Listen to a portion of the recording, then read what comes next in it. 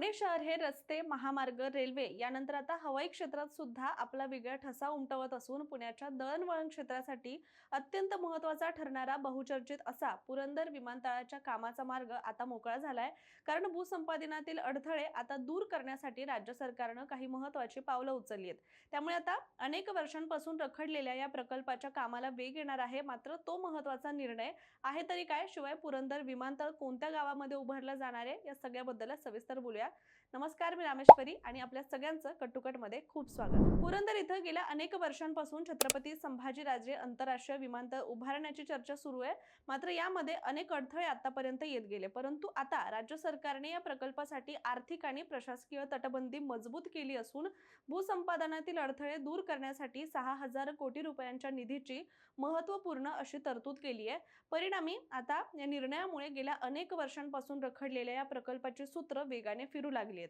आणि आणखी महत्त्वाची गोष्ट म्हणजे राज्य सरकारने या प्रकल्पासाठी गती देण्याकरिता केवळ निधीच जाहीर केला असं नाहीये, तर त्याच्या नियोजनासाठी एक अवैध चौकट सुद्धा तयार केल्याचं म्हटलं गेलंय। आणि भूसंपादनासाठी लागणारा 6,000 कोटींचा निधी हुडको या वित्तीय संस्थेकडून कर्जाच्या स्वरूपात घेतला जाणार असून या कर्जासाठी राज्य सरकारने स्वतःही हमी दिलेली आहे। या व्यतिरिक्त MIDC, सिडको आणि महाराष्ट्र विमानतळ विकास कंपनी यांची मिळून एक विशेष हेतू कंपनी सुद्धा यासाठी स्थापन करण्यात आली आहे। या कर्जाची परतफेड करण्याची जबाबदारी याच भागीदारी संस्थांवर आता असणार आहे आणि सरकारने 1 जून ही भूसंपादन प्रक्रिया पूर्ण करण्याची अंतिम तारीख सुद्धा आता निश्चित केली आहे। दरम्यान सुरुवातीला म्हटल्यानुसार या प्रकल्पात आधी अनेक अडथळे येत होते आणि त्यापैकी एक म्हणजे भूसंपादन।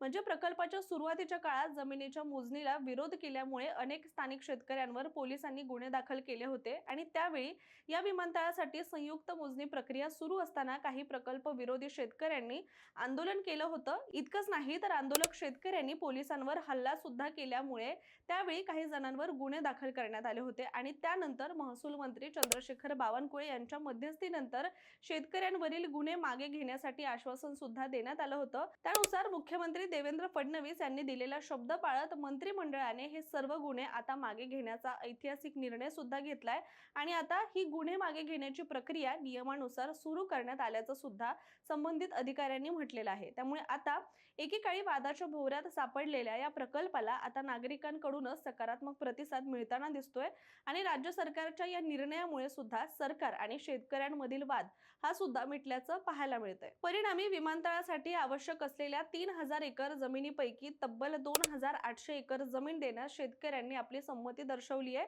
म्हणजेच जवळपास 96% जमीन ही आता प्रकल्पासाठी उपलब्ध झाली आहे। याशिवाय राज्य मंत्रिमंडळाच्या बैठकीत महाराष्ट्र औद्योगिक विकास महामंडळाच्या 32(1) कलमानुसार जमीन मोबदल्याची दर निश्चित करण्यासाठी सुद्धा मान्यताही देण्यात आली आहे आणि आता MIDC या संदर्भात परिपत्रक जारी करून दर निश्चित करणार आहे आणि यानंतर जिल्हाधिकारी शेतकऱ्यांना मोबदल्याचं सुद्धा वाटप करणार आहेत। आता हे विमानतळ नेमकं कोणत्या गावामध्ये उभारलं जाणार आहे यावर एक नजर टाकूया। तर यामध्ये प्रामुख्याने पारगाव, वनपुरी, कुंभारवळण, उदाचीवाडी, एकतपूर, मुंजवडी आणि खानवाडी या 7 गावांचा समावेश असून या प्रकल्पामुळे या संपूर्ण परिसराचं आता भविष्य बदलणार आहे। शिवाय चेहरा मोहराच पूर्णपणे बदलून जाणार आहे। आता याबद्दल आणखी बोलायचं झालं तर भारतात क्षेत्रफळानुसार सर्वात मोठं विमानतळ म्हणजे राजीव गांधी आंतरराष्ट्रीय विमानतळ आणि त्यानंतर महाराष्ट्रातील सर्वात मोठं विमानतळ हे सध्या छत्रपती शिवाजी महाराज आंतरराष्ट्रीय हे विमानतळ आहे। मात्र आता पुण्याच्या जवळच्या पुरंदरमध्ये महाराष्ट्रातील सर्वात मोठं विमानतळ उभारण्याची ही तयारी सुरू आहे आणि ते विमानतळ म्हणजे अर्थातच पुरंदर आंतरराष्ट्रीय विमानतळ प्रकल्प आहे। पुण्यातील लोहगाव विमानतळावरील गर्दी कमी करण्याच्या उद्देशाने हाती घेण्यात आलेल्या पुरंदर विमानतळ हा प्रकल्प आहे आणि पुण्यातील लोहगावचं लष्करी विमानतळ हे बरंचसं नागरी उड्डाणांसाठी वापरलं जातं, परंतु लष्करी नियंत्रणामुळे आंतरराष्ट्रीय दर्जाची विमानं आणि मोठ्या उड्डाणांना परवानगी ही मिळत नाही। पण गेल्या काही वर्षात पुण्याचा झपाट्याने विस्तार झालाय। IT पार्क, औद्योगिक गुंतवणूक, वाढतं पर्यटन आणि वाढती लोकसंख्या पाहता स्वतंत्र आणि पूर्ण क्षमतेचं आंतरराष्ट्रीय विमानतळ असण्याची गरज इथे प्रकर्षाने जाणवू लागली आणि याच पार्श्वभूमीवर 2000च्या दशकात नवीन विमानतळाच्या संकल्पनेवर चर्चा सुरू झाली। सुरुवातीला शिरूर, बारामती, राजगुरुनगर या ठिकाणांचा अभ्यास करण्यात आला होता, मात्र अखेरीस 2016 मध्ये महाराष्ट्र सरकारने पुरंदर तालुक्यात विमानतळ उभारण्याचा निर्णय घेतला आणि या प्रस्तावित विमानतळासाठी एकूण सुमारे 3,000 एकर क्षेत्र हे निश्चित करण्यात आलं। त्यापैकी 2200 एकर जमीन ही थेट विमानतळासाठी राखीव असेल, तर उर्वरित भाग हा औद्योगिक आणि लॉजिस्टिक झोनसाठी वापरण्यात येणार आहे. इथे 2 समांतर धावपट्ट्या असतील. प्रत्येकी सुमारे 3600 मीटर लांबी आणि 60 मीटर रुंदीच्या या धावपट्ट्यांमुळे मोठ्या आंतरराष्ट्रीय विमानांचं ऑपरेशन इथे सहज शक्य होणार आहे. विमानतळाच्या शेजारी एरोसिटी सुद्धा उभारण्याचा प्रस्ताव आहे आणि या एरोसिटीमध्ये ऑफिसेस, हॉटेल, लॉजिस्टिक पार्क आणि व्यावसायिक संकुल सुद्धा असतील. त्यामुळे मोठ्या प्रमाणावर रोजगार निर्मिती सुद्धा यामुळे उपलब्ध होणार आहे.